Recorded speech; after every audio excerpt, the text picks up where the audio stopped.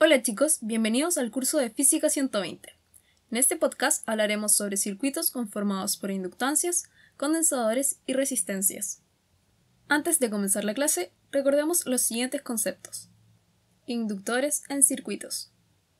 El funcionamiento de un inductor se basa en una diferencia potencial existente entre los terminales de este, ya que cuando es conectado a esta diferencia se origina una corriente en aumento, autoinduciéndose una corriente en el sentido opuesto a partir de lo establecido por la ley de Lenz. Pero, en su caso contrario, cuando el inductor es desconectado a la diferencia potencial, la corriente disminuye, estableciéndose que la corriente inducida vaya en el mismo sentido. Es decir, los inductores actúan oponiéndose a cualquier variación en la corriente a través del circuito. Recordemos, además, que la energía que pueden aportar en un proceso de descarga o caída de corriente es igual a la energía que lograron almacenar hasta que alcanzaron un determinado valor de la corriente, la cual se almacena en forma de campo magnético. También debemos tener siempre presente que para analizar los circuitos en presencia de inductores podemos utilizar la regla de las mallas de Kirchhoff, interpretando al inductor como un dispositivo que origina una caída de voltaje entre sus terminales, la que resulta igual a su inductancia por la tasa de variación de corriente, esto es, sin el signo menos. Resistencias. Las resistencias son dispositivos que actúan disipando potencia y energía, siendo las resistencias ohmínicas aquellas que presentan una caída de voltaje equivalente al producto de su resistencia por la intensidad de corriente. Condensadores. Los condensadores son dispositivos formados por un par de conductores de igual carga y signo opuesto, cuya función es almacenar carga en función del campo eléctrico. Estos actúan de forma similar a los inductores, en el sentido en que almacenan energía en un periodo de carga y luego la pueden ceder en un periodo de descarga. No obstante, cuando están totalmente cargados, estos actúan cortando el paso de la corriente. La caída de potencial entre los terminales de un condensador es igual al cociente entre la carga de sus placas y la capacitancia del condensador. Circuitos RL.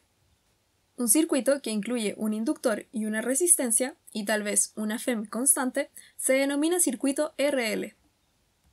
En estos circuitos, el inductor actúa oponiéndose a cambios bruscos de corriente, lo que resulta útil si queremos una corriente estable en presencia de una fuente externa con fluctuaciones. Para analizar este tipo de circuitos, suponga que en un instante inicial el circuito se encuentra desconectado y el interruptor se cierra en T0.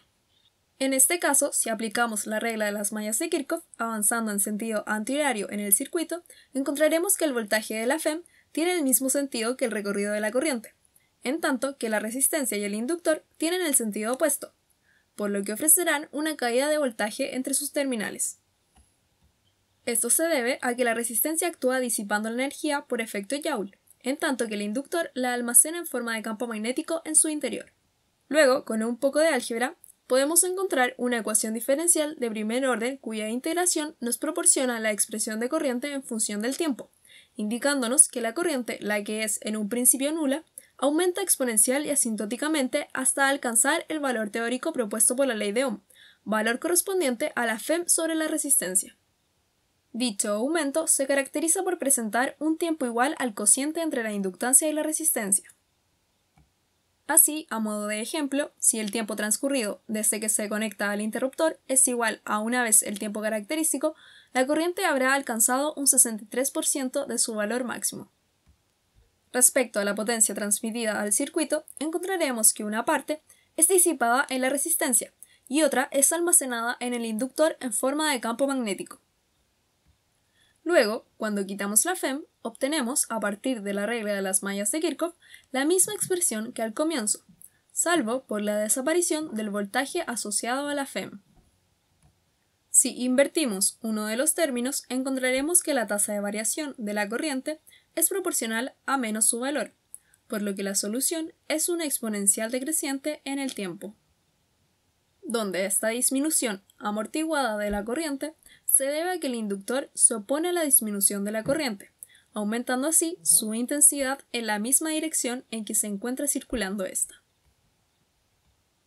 O bien, si llevamos lo anterior a términos de potencia, encontraremos que la resistencia comienza a disipar la energía originando una disminución en la corriente, provocando que el inductor se oponga a esta disminución suministrando energía al sistema para así aumentar la corriente en el mismo sentido. Circuito LC. Cuando en un circuito tenemos un inductor y un capacitor, el comportamiento es totalmente diferente al caso anterior, el cual se caracteriza por una corriente y carga que oscilan en el tiempo.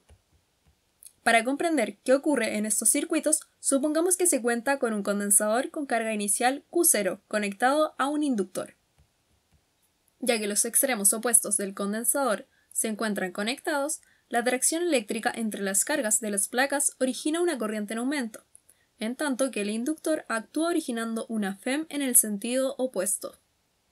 En este proceso, el condensador comienza a perder la energía almacenada en forma de campo eléctrico, mientras que el inductor la comienza a captar y almacenar a igual tasa en forma de campo magnético. Cuando la carga del condensador se vuelve nula, la corriente ha aumentado hasta alcanzar su valor máximo, para luego así comenzar a disminuir, acabando por invertir la polarización inicial de las placas del condensador. Luego, el proceso se repite con la corriente en el sentido contrario y vuelve a comenzar, es decir, se comprueba lo anteriormente dicho, donde la carga y la corriente oscilan en el tiempo. Este proceso de oscilación corresponde a una oscilación eléctrica, y es análogo a cuando tenemos una masa conectada a un resorte ideal. Desde el punto de vista energético, estas oscilaciones transfieren energía desde el campo eléctrico del capacitor al campo magnético del inductor. Para continuar el estudio de este efecto, podemos considerar un circuito formado por un capacitor y un inductor, donde a partir de la regla de las mallas de Kirchhoff, encontraremos que tanto el inductor como el condensador actúan en un sentido opuesto a la circulación de la corriente. Si utilizamos la definición de la intensidad de corriente como la tasa de variación de la carga, en la ecuación planteada por la regla de las mallas, encontraremos una ecuación de movimiento armónico, cuya solución es inmediata y corresponde a una sinusoidal cuya amplitud y desfase dependen de las condiciones iniciales de carga en el condensador y corriente. Y a su vez se caracteriza por una frecuencia angular de oscilación igual a la raíz de 1 sobre el producto entre la inductancia y la capacitancia. Finalmente, la corriente en el inductor se obtiene como la derivada temporal de la carga. Cabe destacar que las constantes en la solución están dadas por las condiciones iniciales. Si en particular en el instante inicial ambas placas tienen su carga máxima y la corriente es igual a 0, el ángulo de desfase será nulo. Pero si por el contrario la carga inicial en las placas es nula, entonces la solución tiene un ángulo de desfase equivalente a pi medios. Circuito RLC. Como ya vimos, el circuito LC supone que no hay resistencias, razón por la cual el sistema oscila de forma ideal sin pérdidas de energía. No obstante, esto es solo una idealización, ya que todo inductor real posee una resistencia, por lo que la energía electromagnética en las componentes del circuito se disipa, convirtiéndose en otras formas de energía. Desde este punto de vista, la resistencia en un circuito eléctrico es análoga a la fricción en un sistema mecánico, por lo que actúa amortiguando las oscilaciones de la carga y la corriente al disipar energía por efecto Joule.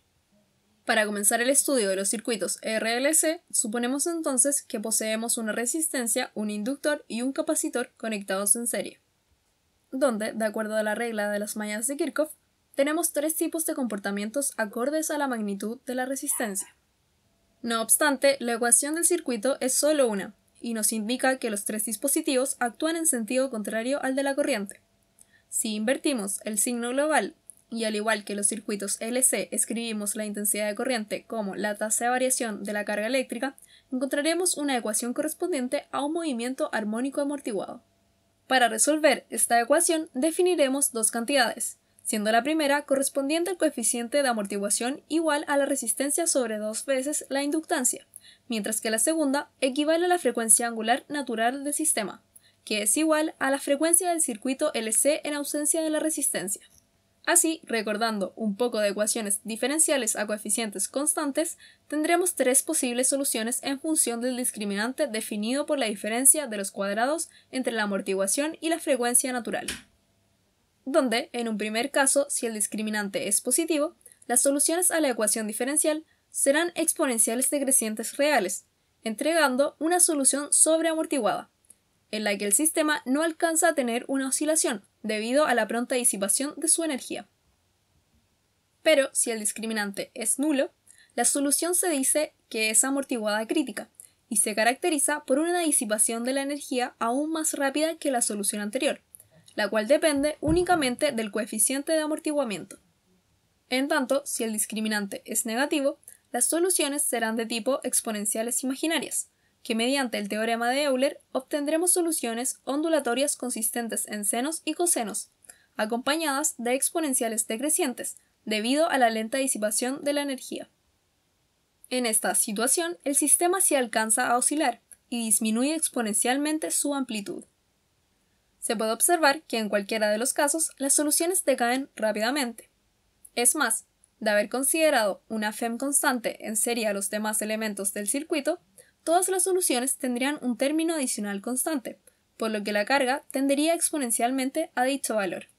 Esto es importante, ya que como veremos más adelante, cuando consideramos estos circuitos con FEM variables en el tiempo, no nos hará falta considerar las soluciones homogéneas, como las que acabamos de ver, ya que decaen rápidamente, resultando de mayor interés aquellas que sí permanecen en el tiempo, correspondientes a las soluciones particulares.